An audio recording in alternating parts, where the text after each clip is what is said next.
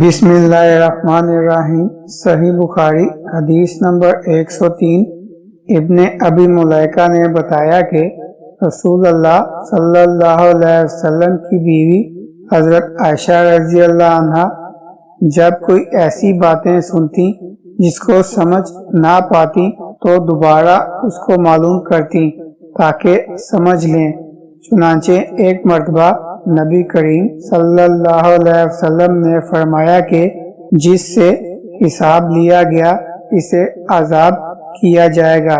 حضرت عائشہ رضی اللہ عنہ فرماتی ہیں کہ یہ سن کر میں نے کہا کہ کیا اللہ نے یہ نہیں فرمایا کہ ان قریب اس سے آسان حساب لیا جائے گا؟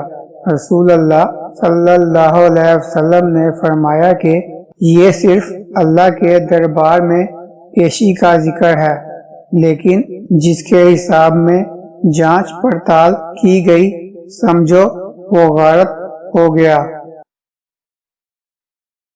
اللهم صل على محمد وعلى آل محمد كما صليت على إبراهيم وعلى آل إبراهيم إنك حميد مجيد اللهم بارك على محمد وعلى آل محمد كما باركت على إبراهيم وعلى آل إبراهيم